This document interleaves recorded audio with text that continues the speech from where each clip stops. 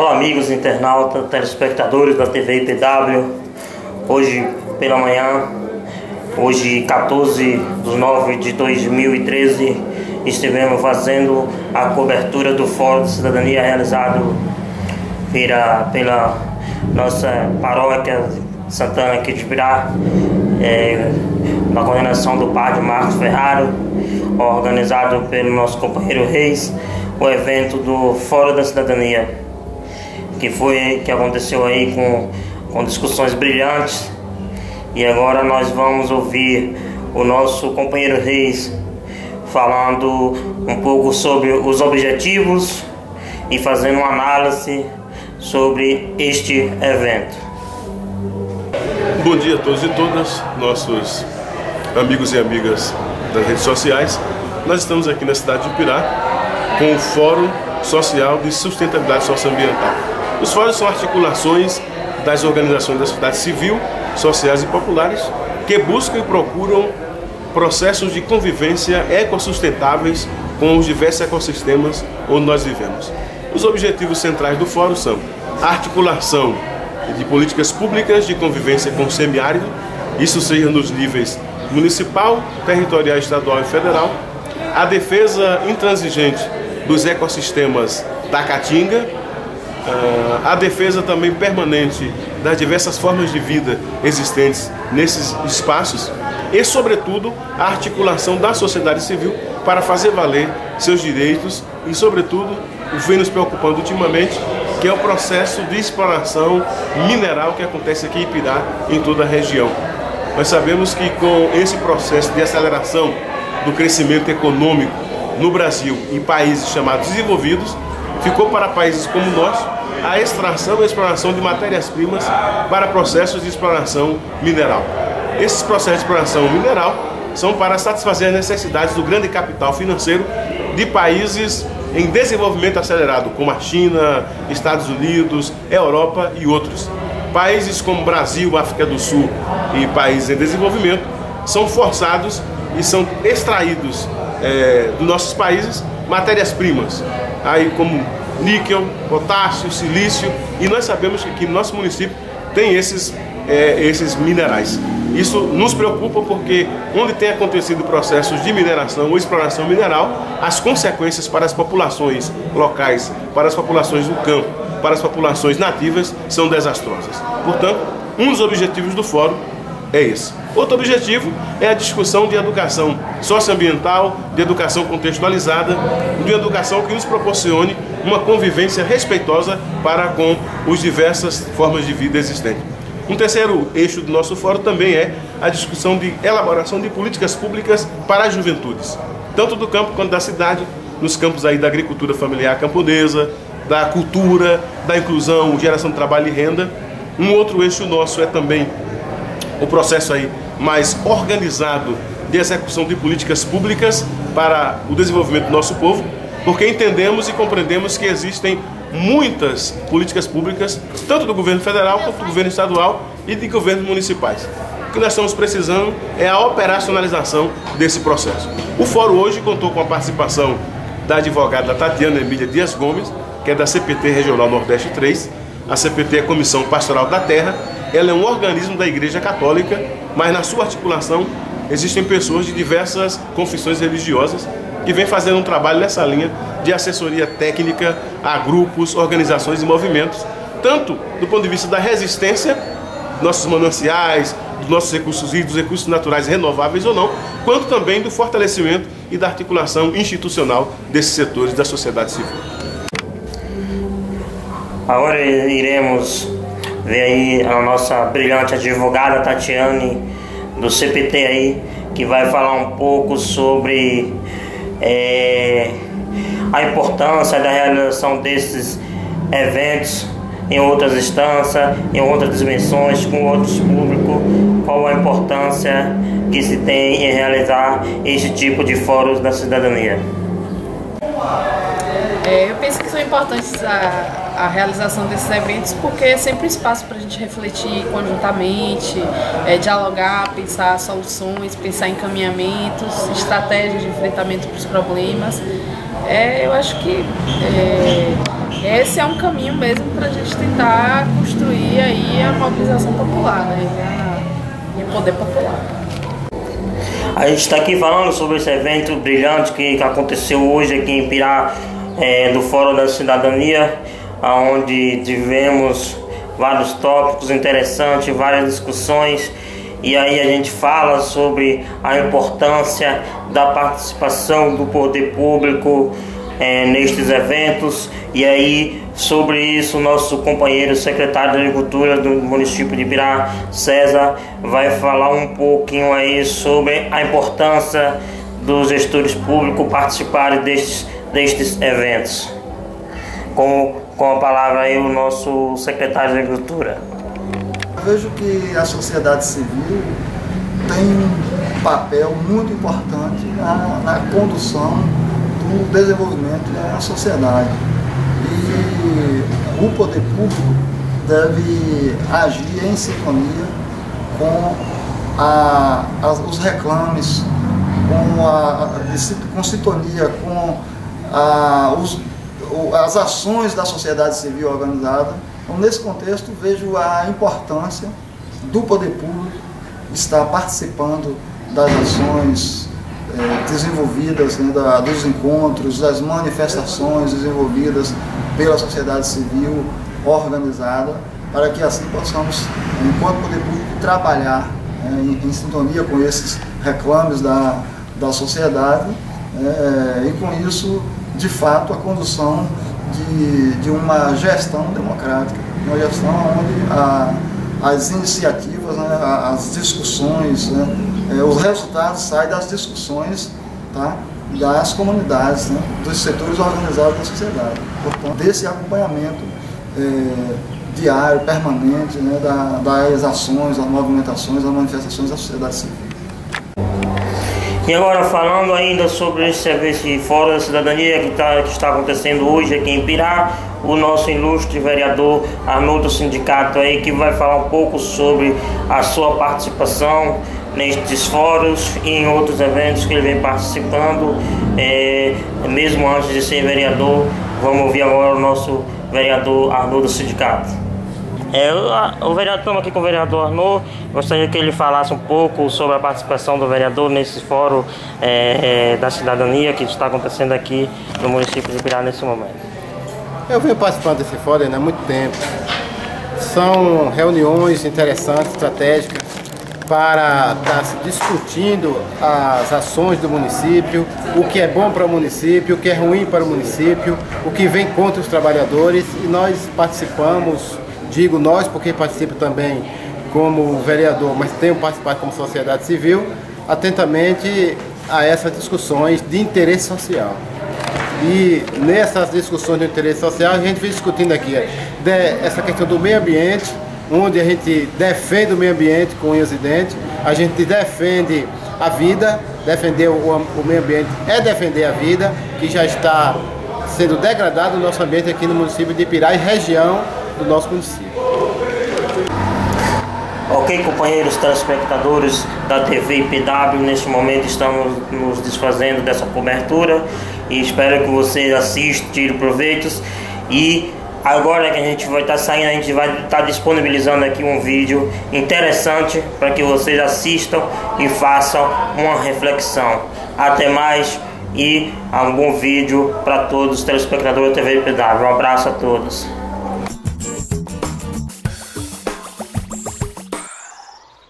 Você tem um deste? Sou louca pelo meu. Na verdade, adoro todas as minhas coisas. Já se perguntou de onde vêm todas as coisas que compramos e para onde vão quando nos desfazemos delas? Não conseguia deixar de pensar nisso, por isso quis saber mais sobre o assunto. E os livros diziam que as coisas se deslocam ao longo de um sistema. Da extração, para a produção, para a distribuição, para o consumo e para o tratamento de lixo. Isso tudo se chama a economia de materiais. Bem, estudei um pouco mais. Eu passei 10 anos viajando pelo mundo atrás de pistas de onde vêm as nossas coisas e para onde vão. E sabe o que eu descobri? Esta não é toda a história. Falta muita coisa nessa explicação. Em primeiro lugar, neste sistema parece que está tudo bem, sem problemas. Mas, na verdade, é um sistema em crise, porque trata-se de um sistema linear. E nós vivemos num planeta finito.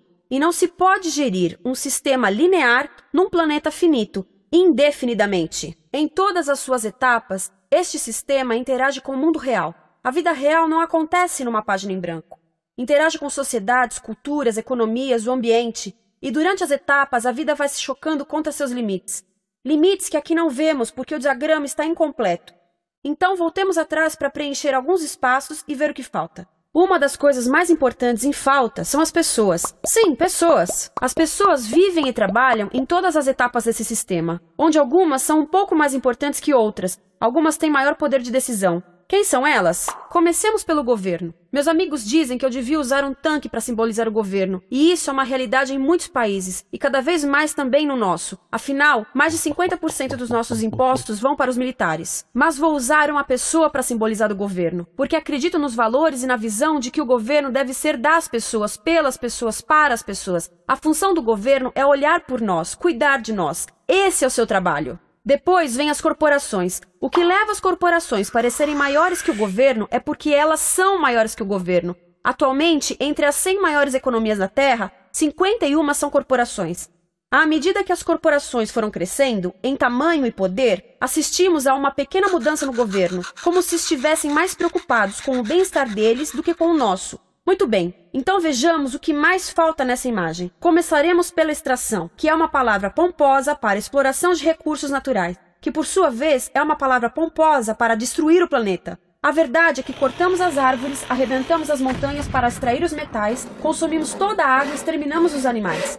Aqui enfrentamos o nosso primeiro limite. Estamos ficando sem recursos naturais. Estamos utilizando demasiados materiais. Sei que isto pode ser difícil de ouvir, mas é a verdade. Por isso temos que lidar com isso. Durante apenas as 3 últimas décadas, foram consumidos 33% dos recursos naturais do planeta. Desapareceram. Cortamos, minamos, perfuramos e destruímos o planeta tão depressa que estamos debilitando a capacidade do planeta para sustentar o nosso modo de vida. Aonde eu vivo, nos Estados Unidos, resta-nos menos de 4% da nossa floresta original. 40% dos cursos de água estão impróprios para o consumo. E o nosso problema não é apenas estarmos utilizando demasiados recursos, mas o fato de estarmos utilizando mais do que a nossa parte. Temos 5% da população mundial, mas usamos 30% dos recursos mundiais. Se todos consumissem ao ritmo dos Estados Unidos, precisaríamos de 3 a 5 planetas. E sabem uma coisa? Só temos um. Então, a resposta do meu país a essa limitação é simplesmente ir tomar dos outros. Este é o terceiro mundo, que alguém dirá tratar-se apenas de uma expressão para designar o local para onde foram as nossas matérias-primas. E o que é que acontece? A mesma coisa, destruição do local. 75% das zonas de pesca do planeta estão sendo exploradas ao máximo ou além da sua capacidade. Desapareceram 80% das florestas originais do planeta. Só na Amazônia perdemos 2.000 árvores por minuto, o equivalente a um campo de futebol por minuto. Então, e as pessoas que vivem aqui? Bem, de acordo com esses sujeitos, eles não são donos desses recursos, mesmo que vivam lá há gerações. Não são donos dos meios de produção, nem compram muitas coisas. Nesse sistema, quem não possui nem compra muitas coisas não tem valor. A seguir, as matérias-primas seguem para a produção, onde utilizamos energia para misturar químicos tóxicos com recursos naturais para produzir produtos contaminados com tóxicos. Há atualmente no comércio mais de 100.000 químicos sintéticos. Apenas um punhado foi testado para avaliar o seu impacto na saúde, e nenhum foi testado em relação aos impactos sinérgicos na saúde, ou seja, a interação com todos os outros químicos aos quais estamos expostos diariamente.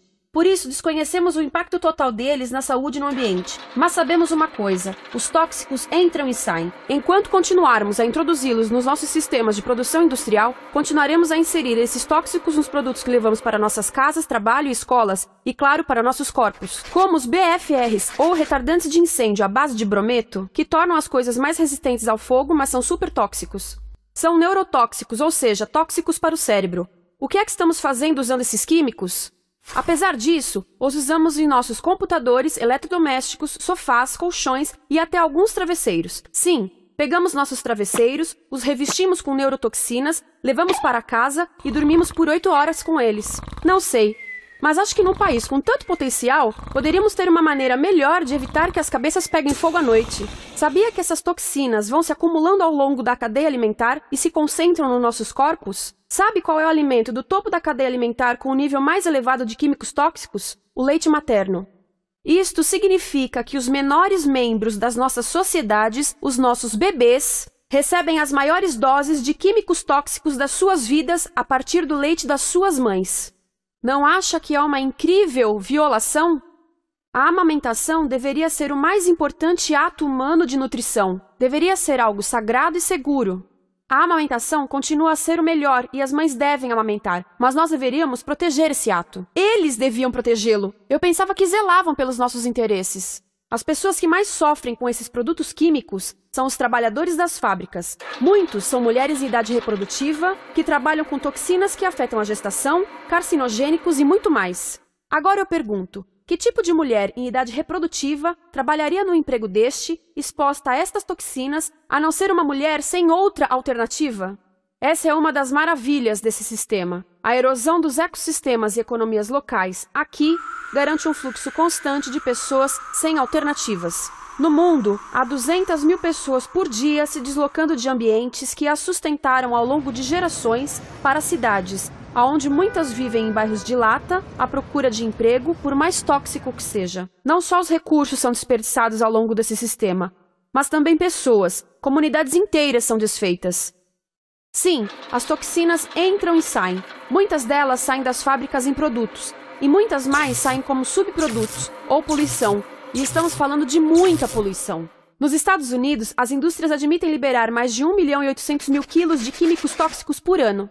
Deve ser muito mais, porque isso é o que eles admitem. Trata-se de outro limite, porque quem quer ver e respirar 1.800.000 quilos de químicos tóxicos por ano? Então o que eles fazem? Mudam as fábricas poluidoras para o estrangeiro, para poluir outros países. Mas, surpresa, grande parte dessa poluição volta para nós trazida pelo vento. E o que acontece depois de todos os recursos naturais serem transformados em produtos? Passam por aqui, para a distribuição, o que significa vender todo o lixo contaminado com toxinas o mais rápido possível. Aqui, o objetivo é manter os preços baixos, com as pessoas comprando os produtos em constante movimento. Como eles mantêm os preços baixos? Pagam salários baixos aos trabalhadores das lojas e restringem o acesso aos seguros de saúde sempre que podem. Tudo se resume em exteriorizar os custos. O verdadeiro custo da produção não se reflete no preço. Em outras palavras, não pagamos aquilo que compramos. Outro dia estive pensando nisto.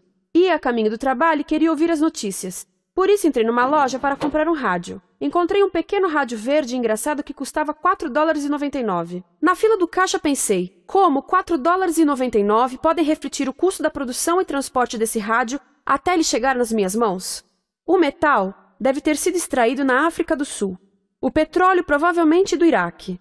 O plástico produzido na China e talvez montado por uma criança de 15 anos numa fábrica do México. $4,99 não paga nem o aluguel do espaço ocupado na prateleira, nem parte do salário do empregado que me atendeu, ou as viagens de navio e caminhão que o rádio fez. Foi assim que eu percebi que eu não paguei o valor do rádio. Então, quem pagou? Estas pessoas pagaram com a perda do espaço dos seus recursos naturais. Estas pagaram com a perda do ar puro, com o aumento de doenças como asma e câncer. As crianças do Congo pagaram com o seu futuro, pois 30% delas abandonam a escola para trabalhar nas minas de coltan, um metal que usamos em aparelhos eletrônicos baratos e descartáveis. Estas pessoas pagaram por não ter direito ao seguro de saúde. Ao longo desse sistema, pessoas contribuíram para que eu comprasse o rádio por $4,99. Mas essas contribuições não são registradas por nenhum contabilista. É isto que eu quero dizer com exteriorizar o verdadeiro custo de produção. E isso nos leva à seta dourada do consumo. O coração do sistema, o motor que impulsiona. É tão importante proteger esta seta que se tornou prioridade daqueles dois sujeitos. É por isso que após o 11 de setembro, quando nosso país estava em choque, o presidente Bush poderia ter sugerido fazer luto, rezar, ter esperança, mas não, ele disse para fazermos compras. Compras! Nos tornamos uma nação de consumidores. Nossa principal identidade passou a ser de consumidores. Não mães, professores, agricultores, mas consumidores. Nosso valor é medido e demonstrado pelo quanto contribuímos para esta seta. Quanto consumimos. Não é isso que fazemos? Compramos, compramos, compramos. Manter os produtos circulando. E como circulam? Sabe qual a porcentagem dos produtos que circulam através desse sistema que ainda são usados 6 meses depois da venda na América do Norte? 50%? 20%? Não, 1%. 1. Em outras palavras, 99% das coisas que nós cultivamos, processamos, transformamos, 99% das coisas que percorrem o sistema são lixo em menos de 6 meses. Como é que podemos gerir um planeta com esse nível de rendimento? Mas não foi sempre assim. Hoje, o consumidor médio americano consome o dobro que há 50 anos. Pergunte à sua avó. No tempo dela, a boa gestão, a engenhosidade e a poupança eram valorizados. Então, como é que isso aconteceu? Bem, não aconteceu simplesmente. Foi planejado. Pouco depois da Segunda Guerra Mundial, estes sujeitos estudavam a forma de impulsionar a economia. O analista de vendas Victor Lebow articulou a solução que se tornaria a norma de todo o sistema. Ele disse: a nossa enorme economia produtiva exige que façamos do consumo a nossa forma de vida, que tornemos a compra e o uso de bens em rituais, que procuremos a nossa satisfação espiritual, a satisfação do nosso ego no consumo. Precisamos que as coisas sejam consumidas, destruídas, substituídas e descartadas a um ritmo cada vez maior. O conselheiro econômico do presidente Eisenhower disse: o principal objetivo da economia americana é produzir mais bens de consumo. Mais bens de consumo? O nosso principal objetivo? Não é providenciar cuidados médicos, ou educação, ou transportes seguros, ou sustentabilidade, ou justiça? Bens de consumo? Como é que eles nos fizeram adotar esse sistema de forma tão entusiástica? Bem, 2 das suas estratégias mais bem-sucedidas são a obsolescência planejada e a obsolescência perceptiva. A obsolescência planejada é uma outra forma de dizer criado para ir para o lixo. Eles fazem as coisas de modo que sejam inúteis tão rápido quanto possível para jogarmos fora e voltarmos a comprar. Isso é óbvio em sacolas ou copos de plástico, mas verifica-se isso em coisas maiores como esfregões, DVDs, máquinas fotográficas, churrasqueiras, quase tudo, até computadores. Já reparou que quando compra um computador, a tecnologia muda tão rápido que em poucos anos se torna quase um impedimento para a comunicação? Fiquei curiosa e abri um desses computadores para ver o que tinha dentro, e descobri que a peça que se muda a cada ano é apenas uma pecinha no canto. Mas não se pode mudar apenas essa peça, porque cada nova versão tem um formato diferente. Tem que jogar tudo fora e comprar um novo. Estive lendo sobre o design industrial da década de 50, quando a obsolescência planejada começou a aparecer. Esses designers eram muito claros sobre o assunto. Chegavam a debater quão rápido conseguiam que um aparelho avariasse, mas de modo que o consumidor mantivesse fé suficiente para ir comprar outro. Foi tão intencional, mas as coisas não avariam suficientemente rápido para manter essa seta funcionando. Por isso existe também a obsolescência perceptiva. A obsolescência perceptiva nos convence a jogar fora coisas que ainda são perfeitamente úteis. Como fazem isso? Mudam a aparência das coisas. Por isso, se comprou suas coisas há alguns anos, todos percebem que você não tem contribuído para essa seta. E como o nosso valor depende da nossa contribuição para essa seta, isso pode ser embaraçoso. Por exemplo, se eu tiver o mesmo monitor de computador gordo e branco na minha mesa por 5 anos e a minha colega tiver comprado um computador novo, ela vai ter um monitor plano brilhante que combina com o computador, com o celular e até com as canetas. Ela parece estar operando uma nave espacial e eu pareço que tenho uma máquina de lavar na mesa. A moda é outro bom exemplo. Já se perguntou por que os saltos dos sapatos das mulheres passam de largos para finos num ano e no próximo de finos para largos? Não é por haver um debate sobre qual deles é mais saudável. É porque usar saltos largos num ano de saltos finos mostra que você não contribuiu recentemente para a seta. Por isso não vale tanto quanto a pessoa com saltos finos ao seu lado, ou em um anúncio. É para comprarmos sapatos novos. A publicidade e a mídia em geral têm um papel importante nisto. Cada um de nós nos Estados Unidos é bombardeado com mais de 3.000 anúncios por dia. Vemos mais publicidade num ano do que as pessoas há 50 anos viam em toda a vida. Qual é o objetivo de um anúncio se não nos fazer infelizes com o que temos? Por isso, nos dizem 3.000 vezes por dia que o nosso cabelo está errado, nossa pele, nossa roupa, nossos móveis, nossos carros, nós estamos errados. Mas tudo se resolve se formos às compras. A mídia também ajuda a esconder tudo isto e isto. Por isso, a única parte da economia que vemos são as compras. A extração, produção e envio para o lixo acontecem fora do nosso campo de visão. Por isso, nos Estados Unidos, temos mais coisas do que tivemos antes, mas pesquisas mostram nossa felicidade declinando. Nossa felicidade teve seu pico na década de 50, a mesma época em que a febre consumista explodiu. Coincidência interessante. Acho que sei o porquê. Temos mais coisas, porém menos tempo para o que realmente nos faz felizes. Amigos, família, tempo livre.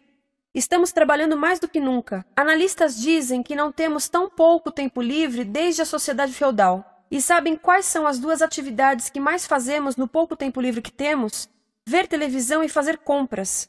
Nós, americanos, passamos 3 a 4 vezes mais tempo comprando do que os europeus. Assim, nessa situação ridícula, vamos trabalhar talvez em 2 empregos, e quando chegamos em casa exaustos e sentamos no sofá novo para ver televisão, os anúncios dizem que não prestamos, então vamos às compras para nos sentirmos melhor. Depois trabalhamos mais para pagar o que compramos e chegamos em casa mais cansados, vemos mais televisão que nos diz para fazermos compras outra vez. E estamos nesse ciclo de trabalhar, ver, comprar, e podíamos simplesmente parar. Então, no final, o que acontece a todas essas coisas que compramos? Nesse ritmo de consumo, não cabe tudo em casa, apesar do tamanho médio das casas ter duplicado nesse país desde os anos 70. Vai tudo para o lixo, e isso nos leva ao tratamento do lixo.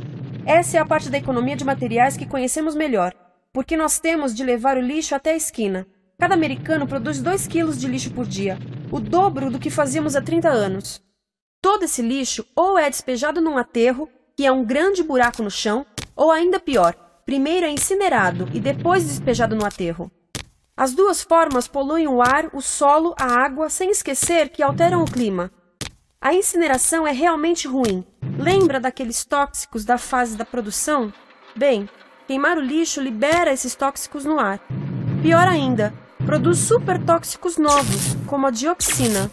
A dioxina é a substância mais tóxica feita pelo homem, e os incineradores são a principal fonte de dioxina. Isso significa que podemos parar a principal fonte da mais tóxica substância conhecida e feita pelo homem, simplesmente parando de queimar o lixo. E podemos parar hoje. Algumas empresas não querem criar aterros e incineradores aqui. Por isso, também exportam os resíduos. Então, e a reciclagem? A reciclagem ajuda?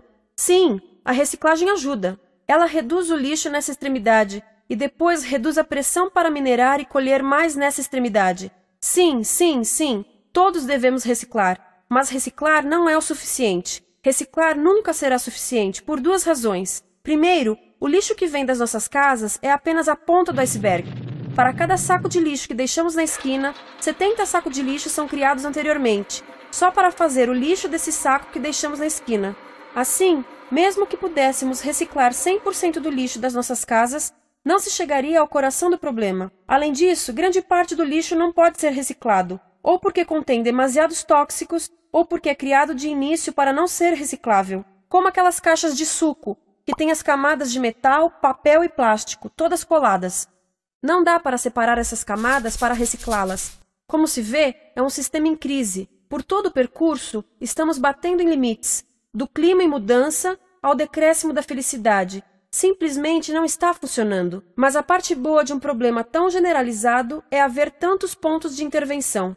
Há pessoas trabalhando aqui salvando florestas, e aqui na produção limpa. Pessoas trabalhando em direitos do trabalho, em comércio justo, em consumo consciente, no bloqueio de aterros e incineradores. E muito importante, em recuperar o nosso governo, para que seja realmente pelas pessoas e para as pessoas. Todo esse trabalho é criticamente importante, mas as coisas vão realmente começar a se mover quando enxergarmos as ligações, quando enxergarmos o panorama geral. Quando as pessoas ao longo do sistema se unirem, poderemos reivindicar e transformar esse sistema linear em algo novo, um sistema que não desperdice recursos ou pessoas, porque aquilo de que precisamos nos livrar é da antiga mentalidade de usar e jogar fora. Há uma nova escola de pensamento nesse assunto, e é baseada em sustentabilidade e equidade, química verde, 0 resíduos, produção em ciclo fechado, energia renovável, economias locais vivas. Já está acontecendo. Há quem diga que é irrealista, idealista, que não pode acontecer. Mas eu digo que quem é irrealista são os que querem continuar pelo velho caminho.